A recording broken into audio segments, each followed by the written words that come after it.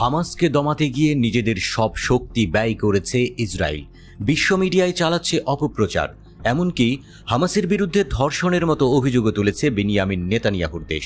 জিম্মি দশা থেকে মুক্তি পাওয়া কিছু ইসরায়েলিকে দিয়ে হামাসের অত্যাচারের নানা বর্ণনাও তারা শুনিয়েছে নানা মাধ্যমে। বারবার ইসরায়েল চায় হামাসকে ভয়ঙ্কর সন্ত্রাসী গোষ্ঠী হিসেবে পরিচয় করিয়ে দিতে, তবে কোনো লাভ হচ্ছে না।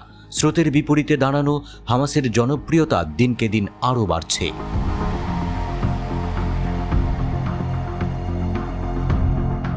Palestinian centre for policy and survey research PCPS এর পরিচালিত একটি সাম্প্রতিক জরিপে উঠে এসেছে চমকপ্রদ তথ্য।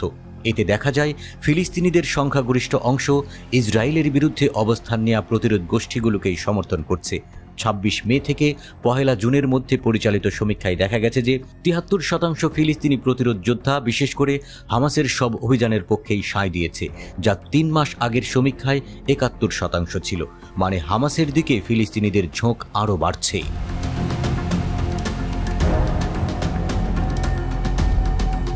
7 অক্টোবর হামাসের অপারেশন 82% ফিলিস্তিনির দৃষ্টি আকর্ষণ করেছে। তারা বিশ্বাস করে আল আকসা অভিযান বহু বছর অবহেলার পর ফিলিস্তিনি ইস্যুকে আন্তর্জাতিক ফোকাসে নিয়ে এসেছে। অনেক উত্তরদাতা আশাবাদী আল আকসা অভিযান ফিলিস্তিনি রাষ্ট্রকে বৃহত্তর স্বীকৃতির দিকে নিয়ে যেতে পারে।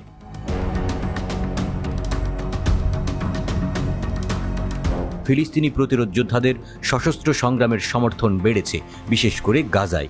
67% ফিলিস্তিনি আশা করে হামাস এই সংঘর্ষে জয়লাভ করবে। 61% ফিলিস্তিনি সংঘাতের পরে গাজা শাসনকারী হিসেবে হামাসকেই দেখতে চেয়েছিল। যুদ্ধের 8 মাস পরে এসে হামাসের প্রতি সন্তুষ্টির হার 75% দাঁড়িয়েছে।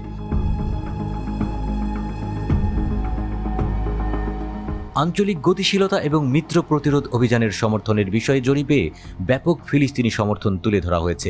এর মধ্যে রয়েছে উত্তর অধিকৃত ফিলিস্তিন এবং সিরিয়ার গোলান মালভূমিতে ইসরায়েলি বাহিনীর বিরুদ্ধে হিজবুল্লাহর চলমান সামরিক পদক্ষেপের সমর্থন।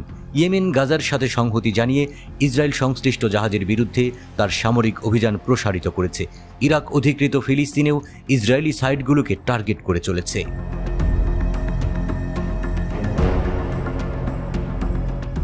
বিপরীত চিত্র ফুটে উঠেছে ইসরায়েলে। মে মাসে মিডগাম ইনস্টিটিউট পরিচালিত এক ইসরায়েলি জরিপে দেখা গেছে প্রায় 2/3 ইসরায়েলি হামাসকে নির্মূল করার লক্ষ্য অর্জনে তাদের দেশের সক্ষমতা নিয়ে সন্দেহ পোষণ করেছেন। 8 মাস সংঘর্ষ সত্ত্বেও ইসরায়েল তার লক্ষ্যে পৌঁছাতে পারেনি। সেই সাথে অভ্যন্তরীণ রাজনৈতিক ও সামাজিক বিভাজনের সম্মুখীন হয়েছে। হিজবুল্লাহর সাথে উত্তর ফ্রন্টে পরিস্থিতি উত্তেজনাপূর্ণ।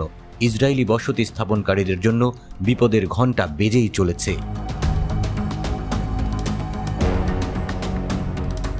দ্য ওয়াল স্ট্রিট জার্নালে প্রকাশিত মিডগাম রিপোর্টে ইঙ্গিত দেওয়া হয়েছে 62% ইসরায়েলি আর হামাসের বিরুদ্ধে নিরঙ্কুশ বিজয় অর্জনে বিশ্বাস করে না।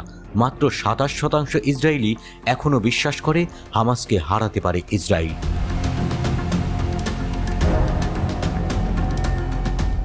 এই জরিপগুলো সংঘাতের বিষয়ে ফিলিস্তিনি এবং ইসরায়েলিদের মধ্যে অনুভূতিতে পার্থক্য সম্পূর্ণরূপে তুলে ধরে।